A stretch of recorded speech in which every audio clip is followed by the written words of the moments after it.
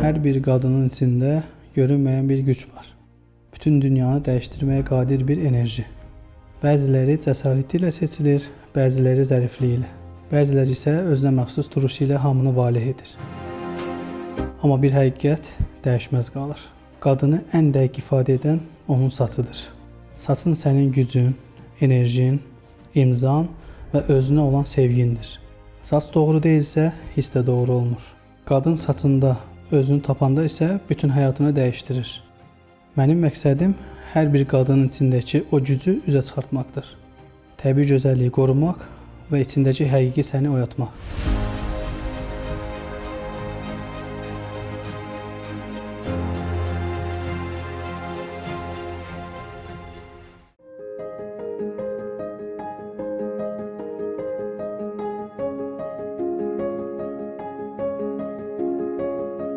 Mən Elbəy Ağayev, Azərbaycanda beynəlxalq dərəcədə koloristim.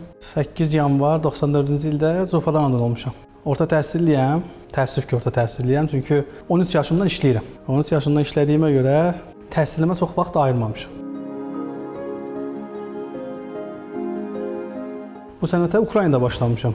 Necə başladığımı mən tam şəkildə sizə izah edeyim. Çünki o qırılma nöqtəsidir. O vaxta qədər mən hər işdə işləmişəm. Düşünə biləcəyiniz hər bir işdə işləmişəm. Təbii ki, haqsızlıq, maqsızlıq onlar da hər bir işdə olduğu kimi onlarda da görmüşəm və fikirləşmişəm ki, mən özüm nələrsə eləyə bilərəm. Ofisiant işləmişəm Ukraynada. Düşünün, səhər saat 8-dən Kruk-Nusutka səhər saat 8-ə qədər işləmişəm. Həmin gün o mənim dönüş nöqtəm olub. Avtobusa oturmuşam, yorğun bədən, qəribə ölkə. Gözümü açdım, yazmışlar ki, parixmaxır öyrətmək üçün adam axtarırıq. Təbii ki, maddiyyat o qədər yüksək deyildi. Həmin vaxtı borcla falan. Mən həmin kursa daxil oldum. Başlanğıc nöqtə mənim ora oldu.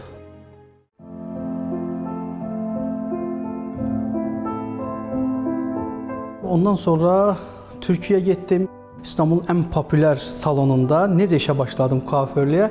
Ən maraqlı məqamı məncə bura olacaq. Ona görə ki, məni işə almırdılar. Çünki birinci yabancısan, ikinci işi bilmirsən. Mən də müdirə gəlim ofisiant olaraq işləyim. İdmançı idim, gənc idim. Fikirləşdilər ki, bu kadra daha uyğun olar da gəlsin. Onlar nə edirdi? Evdə kuklanın başında onu edirdim. Onlar nə edirdi? Mən evdə kuklanın başında onu edirdim. Axırda həmin o müdirin köməkçisi işdən çıxdı. Köməkçi axtaran vaxtı kim köməkçi ola bilər deyəndə mən əlimi qaldırdım. Hamı güldü zalda. Necə ki bu yer süpürür falan, bu adam necə ola bilər köməkçi? Amma şurası həmin o müdir Səlam Ərsoy. O da eyni mənim kimi gəlib sənətə. Mənə dəyər verdi, dedi, sabah sənə bir saç verəcəyəm, həmin vaxtı baxaq səni sınayaq. Verdi və düşüncələr ümumi salonda tamamilə dəyişdi mənə qarşı. Müştəri mənə çay-vay falan verdi, təşəkkür falan elədi. Ondan sonra iş saatı bitib, mənə deyir ki, bəs sən necə oldu bu saçı eləyə bildin? Mən eyni bu şəkildə dedim, əslində sahəm bilirdim. Sizin qədər bilməsəm də bilirdim, amma siz burada nə edirdiniz, mən evdə onu edirdim. Ondan sonra artıq mən həmin o san kuafördə başladım usta olaraq və filial açdılar, müdir olaraq məni ora verdilər. Bir müddət orada işlədim.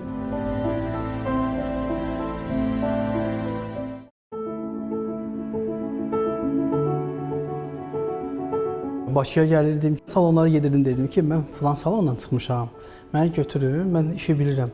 Mənə bir dənə cavablar olurdu. Yox, bizim iş sistemimiz tamamilə fərqlidir. Biri elə dedi, biri dedi, sizə burada iş olmaz. Səhifəmi göstərirəm ki, mənim səhifəmi burada işləmişəm. Yox, siz bizim kadrlar uyğun deyilsiniz, siz bizim saç malzəmələrlə işləyə bilmərsiniz. Bu kimi sözlər olurdu da, qoymurdular işləməyə. Mən də nə elədim? Getdim salonda yer kiraladım, elə başladım. Və müştəri bazamı genişlətdim.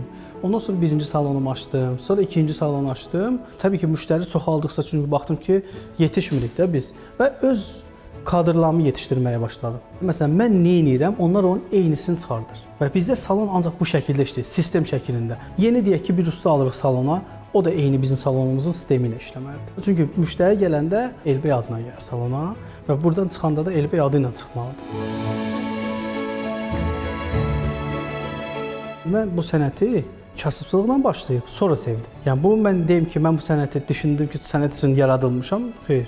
Mən bu sənəti sonradan sevməyə başladım. Həqiqətən də çox əziyyətlər çəkdim də bu sənətə mən gələnə qədər. Hər işdə özümü sınadım. Baxdım ki, bu işdə daha çox irəliləyə bilərəm. Çox maneələr oldu. Təbii ki, öz yaxın ailəmdən yox. Ailəm mənim sonsuz dəstək oldular. ailəmin kənarından klassik Azərbaycan düşüncəsi ilə saçı uzun oğlan, Pirus saç ustası bu fikirlərini indi təbii ki, hamısı xahiş edir ki, yoldaşı gəlsin, sənin yanında işləsin, dostu gəlsin, oğlu gəlsin, bu sahəyə keçsin. Ali təhsilim olmasa da psixoloji kitablar çox olur. Kimsə sənə mane olacaq, kimsə sənə belə olacaq. Bu, yəni mənim həyatım ancaq bunun üzərində qurulub, bu psixologiyanın üzərində qurulub. Psixoloji olaraq güclü olduğuma görə bunlar mənə mane olmadı demək olar ki. Cüzi bir maneələr oldu da. İndi hər bir cavan oğlan istəyər ki, getsin, rahat həyat yaşasın da, kimsə kənardan müdaxilə eləməz. Güclü qaldım, çox fikir vermədim onlara. Buradan aldım, oradan buraxdıq. Finalında da ölkənin premium salonunu açdıq.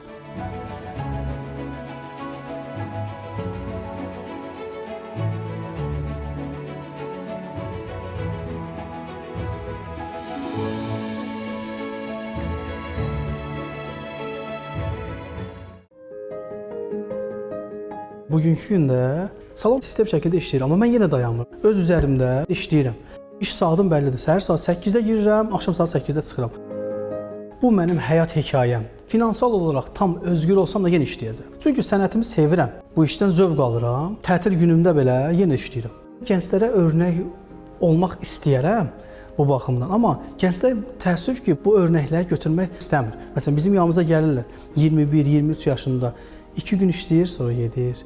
Dözə bilmir. Məsələn, bir müştəri həmişə sənin üzəyə gülən deyir ki, salon elə bir yerdir ki, mən sizə deyim, boşananım burada, təzə ailə quran burada, evlənmək istəyən burada, sevgili tapmaq istəyən, nə bilə sevgilisi olan, hamı buradadır da. Sən ona görə onu buradan 100% xoşbəxt çıxartmalısan. Başqa çünki sənin variantın yoxdur. İkinci variantda da bizim işimiz müştərini burada yaxşı şəkildə dinləyib xoşbəxtlikdən çıxartmalısan.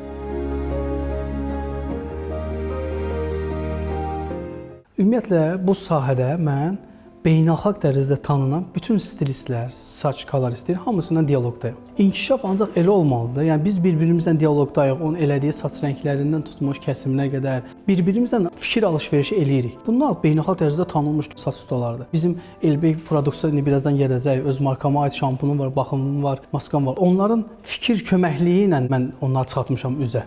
İtaliyada saç masterclass keçirildi, dəvət alınmışdım. Orada yetərincə Azərbaycanı məncə yaxşı təmsil elədim. Ondan sonra daha da biz populyarlaşdıq. Azərbaycanda da ilk rəsmi masterclass keçirildi. Mən keçirdim və bu iTicket platforması tərəfindən satıldı. Bütün biletlər tam şəkildə.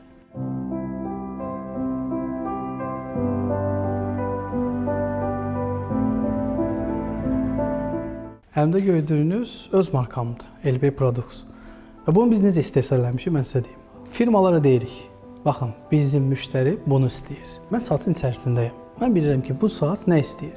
Ən çox Azərbaycanda saçlar nədir? Yorğun, elektriklənmə, yanma. Bunların çarəsini tapdıq və satışlarımız rekor qırır. Bu satışlar artıq biz planlayırıq Avropaya satmağa. Bu markanı niyə istehsal eləmişəm? Mənim yerim bəlli, səhifəm bəlli. Bunu bəyənməsə gətirib deyəcək ki, mən bəyənmədim. Mən bunu elə istehsal eləməli idim ki, bu müştəri istifadə elədiyi anda bəyənsin. Təbii ki, istehsal eləyənə qədər çox əziyyət çəkmişəm. Bizə yollayırdılar, baxırdıq, testi uğurlu alınmırdı. Çünki onun üstündə yazıldığı ilə müştərinin saçında eyni nəticəni verməlidir. 4-5 testdən sonra artıq biz sonuncu testi bəyəndik, ondan sonra sifarişimi verdik. Məncə fəxr ediləsi bir şeydir də. Bir Azərbaycanlı oğlandır, öz markasını yaradıb və satış rekoru qırır.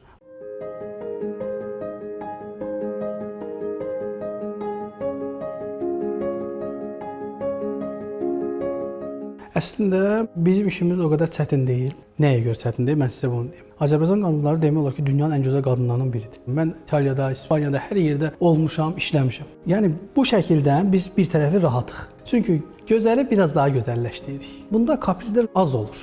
Məsələn, filan ölkədə işləmişik, orada bizə biraz kaprizlər daha çox idi. Hər şey ustadan asılı deyil. Məsələn, bura gəlir müştəri, elə bilir ki, biz müştəriyə bir dənə toxunacaq, olacaq Jennifer Lopez. Təəssüf ki, bu mümkün deyil. Çünki tək saçla hər şey düzəlmir. Biz saç tərəfdən istənilən nəticəni verməyə hazırıq. Saç buna müsaitdirsə, amma bəziləri tam başa düşmür. Təəssüf ki. Düşünür ki, məsələn, finalda Elbəyə gəlmişəm, bu mən bilsiz nə edəcək, amma elə deyil axı. Saça baxırıq, test eləyirik saça. Mən test eləyən vaxtı mən testi müştərilərə başa salana qədər Azərbaycanda bilirsiniz nə əziyyətlər çəkmişəm. Bilinmirdi burada nədir test. Bir-bir saçlara test eləmişik. Baxırıq ki, bu saçın reaksiyasına. Müştəri çox deyə bilər, mən sarı istəyirəm. Gələn onsuz deyir sarı.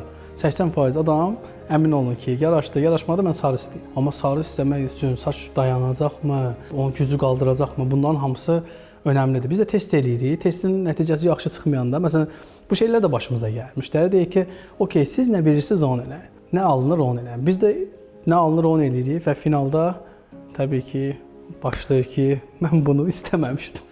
Klasik olaraq. Yenə də bütün situasiyalarda biz müştərini qoruyuruq. Deyirik ki, narahat olmayın. Biz əlimizdən gələn ən yaxşısını eləməyə çalışırıq. Dünyada hamını məmnun etmək mümkün deyil. Adam heç öz ailəsində birini məmnun edə bilmir. Qaldı ki, yəni biz saç ustası olaraq yarım saatdan bir müştəri qəbul edirik. Biz istəyirik hamı məmnun qalsın. Amma hamı məmnun qalacaq deyə bir durum yoxdur ki. Tək bizim sahədə yox ha, bütün işlərdə. Yan gedəyin oturağın kosmetoloqa, yan gedəyin oturağın diş həkiminə, hamı elə bütün müştərisi gülür çıxır salondan, mümkün deyil. Amma biz sadəcə əlimizdən gəldiyi qədər çalışırıq ki, müştəri şikayətləri az olsun.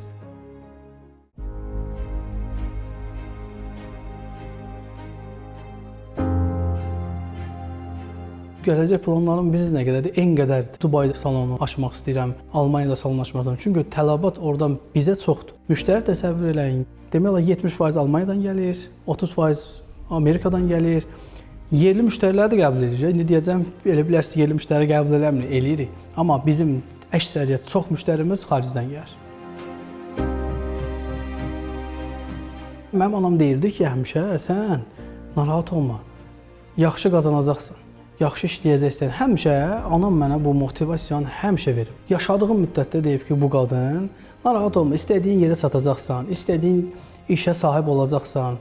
Sən işləyirsən, sən dayanmırsan. Evlənməmişdən qabaq anam, evləndən sonra da yoldaşım da dəstək oldu. Salonumu açanda məsələn fikirləşirdim ki, həqiqətən bu salonu açmağa bizim gücümüz çatarmı? Yəni mənim yoldaşım məsələn, əlbəttə gətirərik, narahat olma, işləyəcəyik. Vallahi siz inanmırsınız, 7-24 işləyirik.